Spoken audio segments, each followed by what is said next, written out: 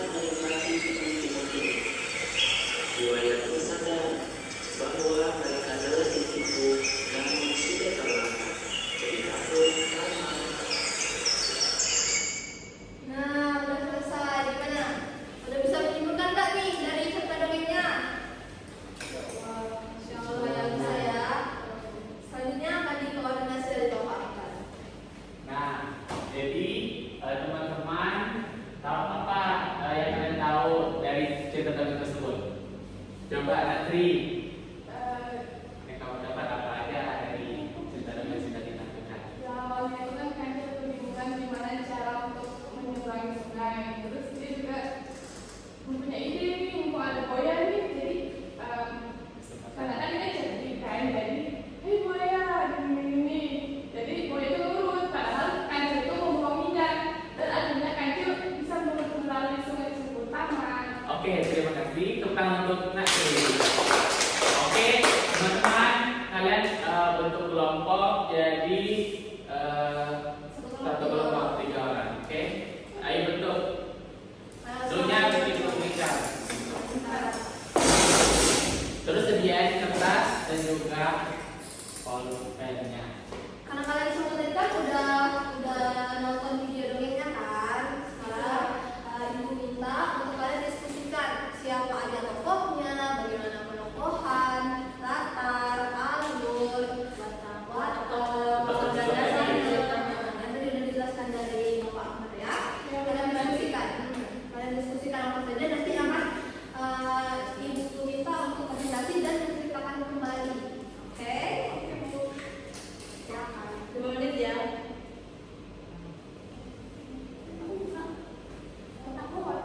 Toko,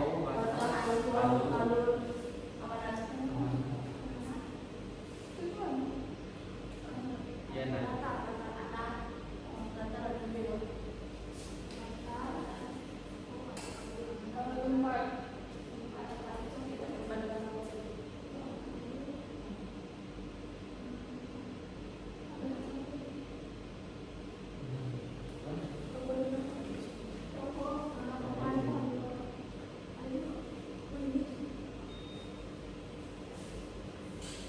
Menit ya.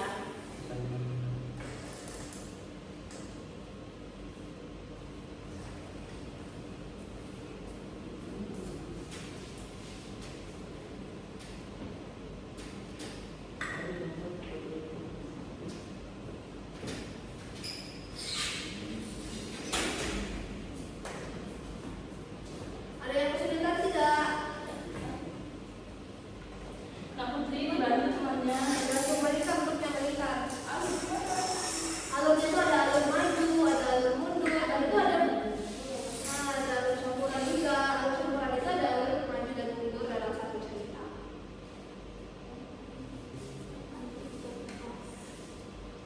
Kalau untuk watak dan penokohan itu dijabarin ya, kancil itu seperti apa, buaya itu Sudah, seperti Bu. apa ya, pokoknya. Sudah. Oke. Oke. Sudah selesai? Jadi kamu semua, jadi udah selesai nih. Terus presentasikan ke depan. Jadi untuk semua kelompok maju satu kelompok. Oke. Tadi pertama untuk kelompok. Bukan.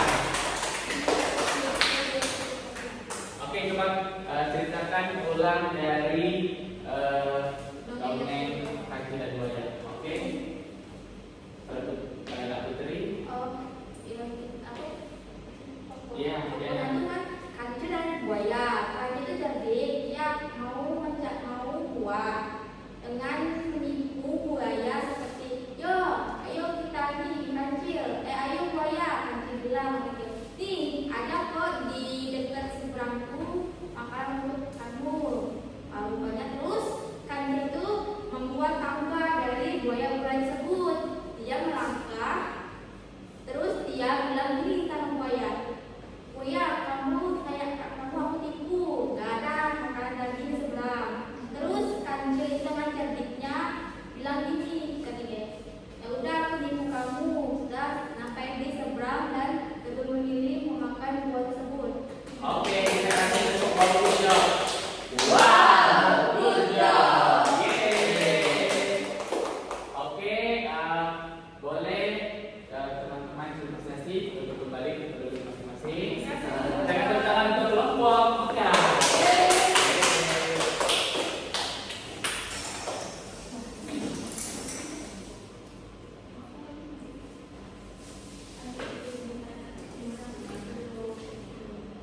Oke, nanti semua apakah sudah mengerti dengan mata pelajaran dengan mengenal dongeng yang sudah dipaparkan tadi aku?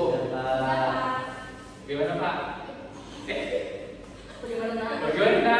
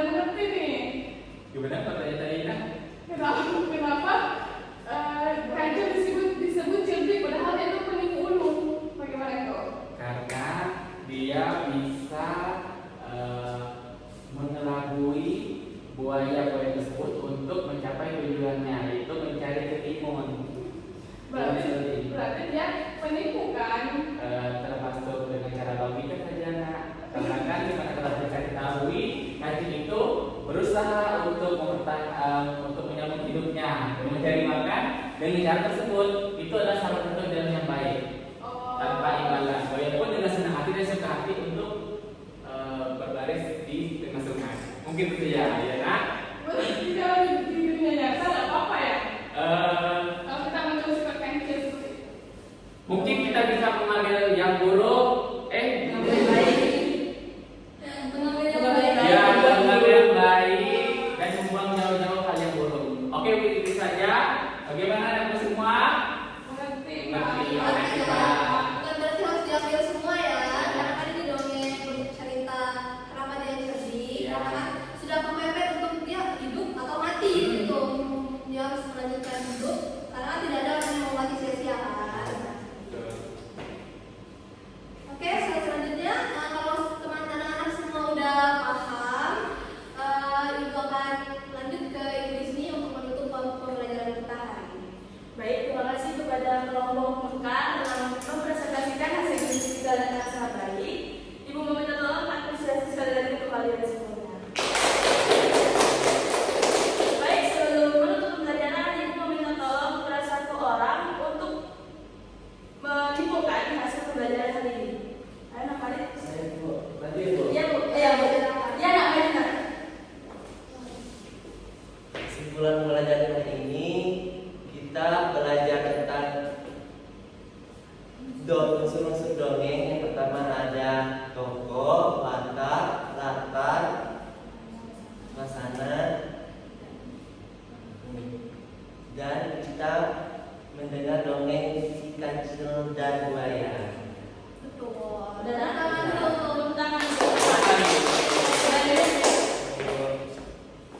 Nah, seperti yang kita ketahui tadi ya, dongeng itu adalah sebuah cerita hayalan menjadi pesan moral di dalam cerita tersebut. Apakah pembelajaran hari ini menyenangkan? Sudah paham semua tentang dongeng dan unsur-unsurnya? Sudah. Baiklah, Ibu meminta tolong ketua kelas untuk memimpin doa untuk kita pulang agar selamat ke rumah masing-masing. Sebelum kita mengenal baiknya kita berdoa mulai. Berdoa selesai.